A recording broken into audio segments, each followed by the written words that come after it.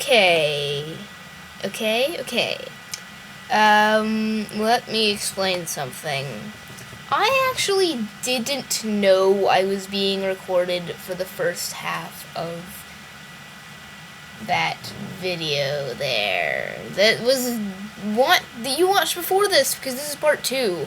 You can probably tell that from the title of the video, can't you? This one is much better. We're doing this with QuickTime as opposed to doing it from a phone, which just makes it horrible. So now you can, like, see my mouse and stuff, and it's all great, and it's all wonderful. Anyway, we should get started. You should read the description of the previous video, by the way. It tells a lot. Oh gosh, Mario is adjusting things. Scares me. Anyway, I don't know exactly where I was. You can read that, can't you? You can read that. I'll just read the. Okay, whatever. I'm bad at this. We just gotta start now. But this isn't even the same type of measure you begin. At least you're good at math. Figure it out and stop wasting my time, he yells at you. Grumbling, you walk back to the pump and you try to do the conversion in your head. How many times do you need to fill a 2-liter bottle in order to make 11 gallons of gas? Round down, since the clerk is eyeing you suspiciously. Oh dear. Gosh. I don't know the conversion off the top of my head. I'm totally not going to cheat. Totally not cheating. Totally not using Google. Yes. Totally not cheating, nor using Google. Nope. There's my beautiful beam.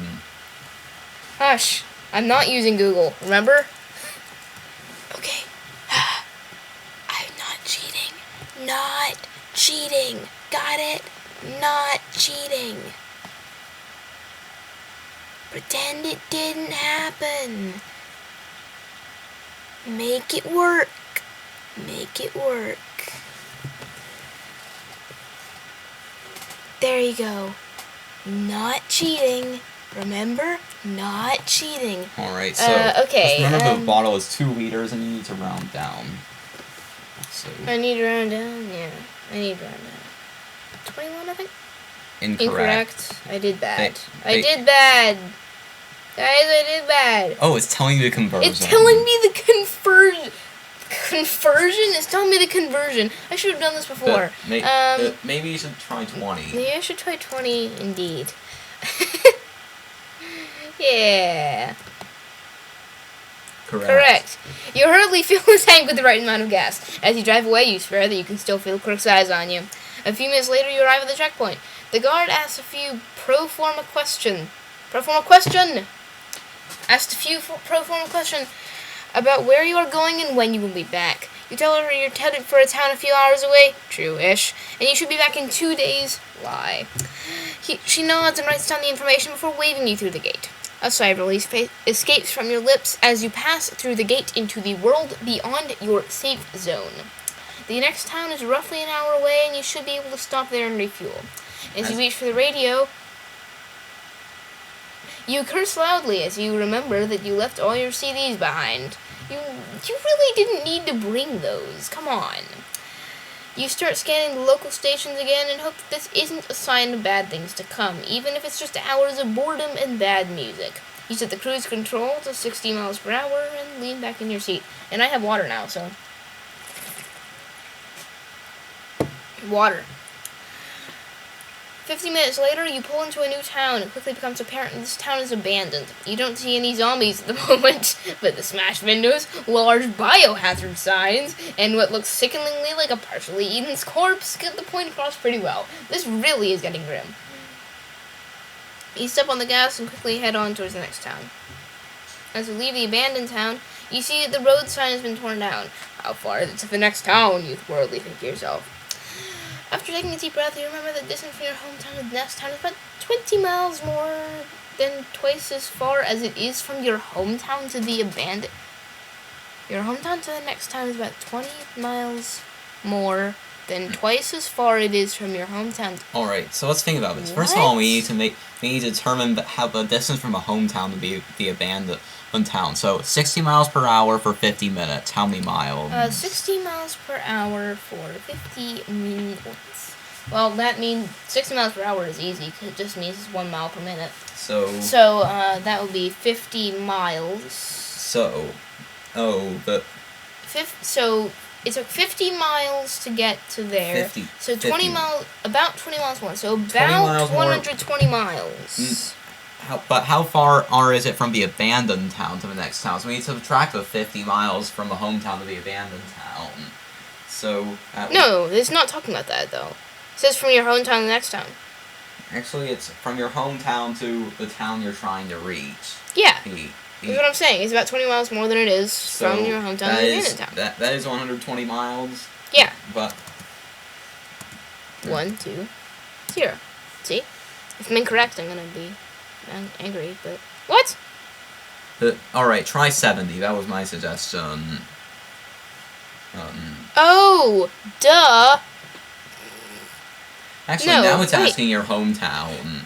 They changed the question, apparently. They changed the question! So, try 120 again. No, that's the same question. Except... That is the same last question. time it was abandoned town to next town. This time No, it is the... This time it's hometown to next town. Type 120 again. What? It wasn't abandoned town to the next... Oh, whatever. I don't really care. Was it sound like this town to the next town? Is that what it said? Yeah, that's basically what it was saying. Oh, whatever. I don't really care at this point. That was weird. Miles later, you arrive at the next town. This one looks like it's another local safe zone. I'm going to be using Mario's advice a lot for this. This one looks like it's another local safe zone. A ramshackle barricade made of what looks like a tractor trailer. Some aluminum siding and barbed wire completely blocks the road. The outline of a gate seems to be cut in the tractor trailer to let people in and out. On top of the tractor trailer, we're saying tractor trailer a lot, is a lawn chair and an umbrella. Sitting in the lawn chair is an old woman with a large rifle across her lap. That makes it a lot less harmless. You turn off the car and get out and approach the barricade. As you come closer, you can tell by your slumped position and the loud snores that this sentry is clearly asleep. Well, duh, the loud snores themselves give it away. You call up to her, but she doesn't respond. Well, duh, she's asleep. You bang on the aluminum siding. This also fails to rouse her. Wow, she's a deep sleeper. Getting frustrated now, you return to the car and honk the horn several times. The sentry yawns. This seems to have gotten some attention as you hear noises off in the distance behind the barricade and in the woods. You hear footsteps approaching from behind the barricade and some muffled shouting, as well as groans coming closer from the woods. Scraping sounds indicated that they are trying to open the gate, but as 5 zombies climb over the guardrail, you realize that there isn't enough time. You dive back into the car and grab your pistol. Wow, this thing's actually coming in use. 2 shots to stop the first zombie. Suddenly this has become like The Walking Dead. What the heck? But it takes 3 to drop the second zombie. Steadying your aim on the car door allows you to line up your shots. And you get 2 more with perfectly placed headshots. Throwing the empty pistol into the car. Yeah, you only had a little bit of ammo. Come on, you shouldn't have used it on 5 stupid zombies. You turn to run as fast as you can back towards the barricade. Cold fingers grab your wrist and you stumble and fall. You roll and see the last zombie lunging towards you. The zombie's head explodes with a massive bang and you turn to see the old woman finally awake, staring down the sights of your rifle. You fool, she shouts at you. Why didn't you just ring the bell? You stare at her in disbelief, but as you look back at the trailer, you do see a tiny button with no sign or indication of what it is for. Shaking your head, you walk back to the car, start the engine, and drive towards the slowly growing opening in the barricade. Once inside, you breathe a sigh of relief. Safe, at least for a little while longer. Alright, you know the drill. Strip down for a bite check, growls the old lady. She doesn't seem more surprised than she looks. Took her hardly any time to get down the rickety ladder leading to the top of the trailer. What? You reply. Take off your clothes, she says, as if to a child. For emphasis, she cycles the bolt from her rifle to chamber another round. No way will anyone here without checking to see if you've been bit. If you've been bit. She is southern. Will you comply with the request? 0 for yes, 1 for no. Once again, why do they have Why can't to we use just 0? type in... We don't even have... 0. 0? Is this good? Correct. Okay, good. I don't know why it says correct or incorrect for that. By The old way, one just walks so you around know, your naked just frame, so you sucking know, you for if bites. if you pick incorrect, then it'll actually still move you on. It'll just give you a different page. Whatever. She asks you to raise your arms and spread your legs. Clearly, she takes her job very seriously. 30 seconds or so later, she smiles, extends her hand, and says, "Alright, welcome to our town, I'm Muriel." I'm not doing a voice for her. I probably should. You shake her head and then stand awkwardly, not entirely sure what to do next. The rest of the townsfolk go back to closing the barricade. They were watching? What? Since when? They seem to believe they don't have to throw you back out or kill you. Can I get dressed? You enter timidly. The old lady Muriel laughs familiarly. Is that even a word? Now that she knows you're not infected, she seems to be warming up quite a lot. Let's see if I can do a voice for her. Sure, huh? No, it's not gonna work, is it? And while you're at it, why don't you pull your car off to the side in case you get any more company? Asterisk, asterisk, asterisk, asterisk. Enter, enter. The town is fairly small, and yet it seems to be doing well. As you walk towards the center of the town with Muriel, you learn that they have a pretty good trading relationship with one of the government safe zones about an hour away. There are definitely shortages you're dealing with, gasoline for one, but food is plentiful and the town's small size, making it a lot easier to defend. Power is out most of the day due to several downed lines, and they only run the generators at night to keep the fences electrified. You ask a few more questions about what it's been like since the infection, and she lets you know that most of the regular jobs in town have fallen by the wayside, and folks mostly focus on repairing and monitoring the zombie defenses. She explains that they pay for all this with a higher local tax, since most folks are now employed by what's left of the local government. As you approach the center of town, you ask about where you might get more ammo, and she points you towards the local hardware store. Really? A hardware store sells ammo? Inside the store, you quickly notice that this has mostly become a different type of hardware store. Well, duh, it sells ammunition for a 1911 rifle.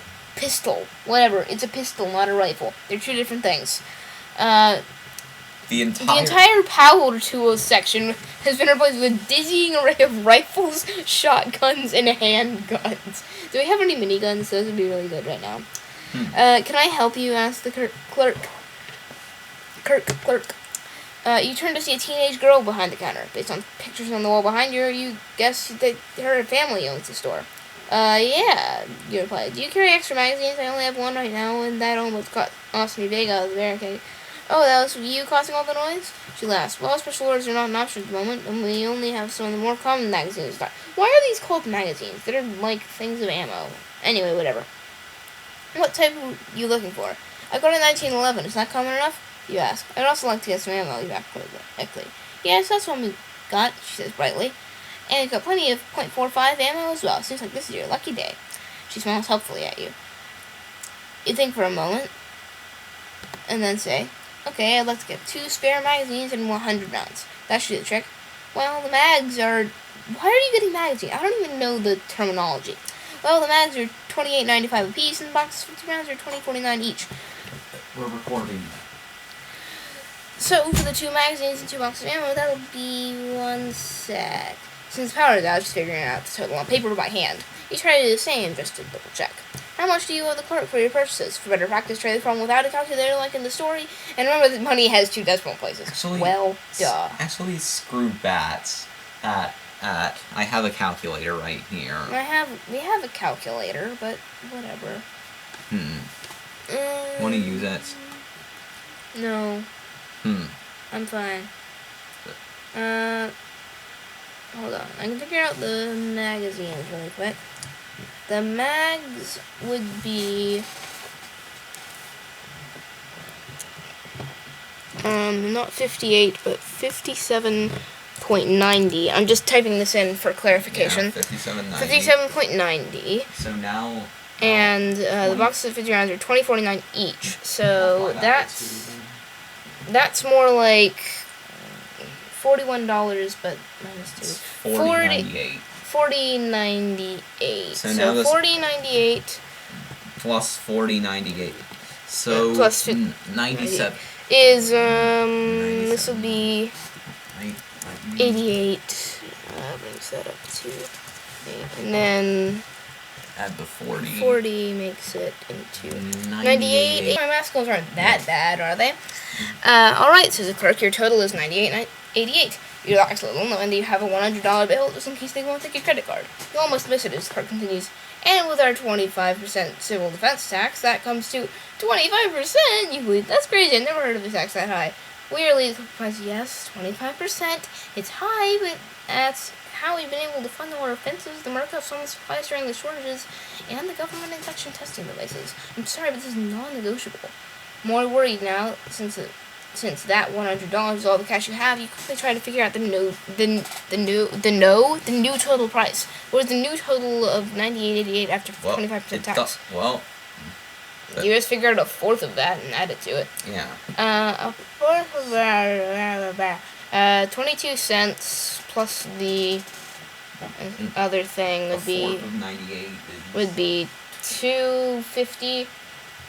24.50. 24.50. So 24.50 is. And 24.70. 24.77. 24.72. Oh, 24.72. 24.72. My math was bad. I beat Mario. That is only the task. That's only the tax. That's only the task. It's only the task. I'm gonna add it. Don't worry.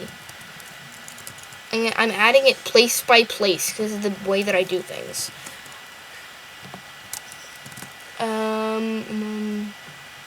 I'm sorry if I'm being slow. You're like, get on with it, Lily. What are you doing? 12. 12. Alright. I did good. Congratulations. Okay, so we agree. Oh, come on. I can see what's going to happen here. Oh, so we agree. Okay, so we agree, says the clerk. Your total after tax is $123.60. Do you take credit cards? You ask hopefully, expecting the answer to be no, since the power is out. No, I'm afraid not. Chances are practically. Now with power out, right now we're cash only. I only have $100. I know the power's up. Is there an ATM or something that I can use tonight when you turn off generators? No, she said the red. Normal car from the bank in Ridgefield comes up by once a week to refill, but the money goes pretty fast. Last week the cash was all gone in less than 6 hours. Most folks are cleaning out their accounts. Credit doesn't do much good without power. Ridgefield, how far away is that? Can I make it before sundown? You wonder. The clerk glances at her watch. Sure, it's 6:03 now, and Ridgefield is only half an hour away. I can give you directions.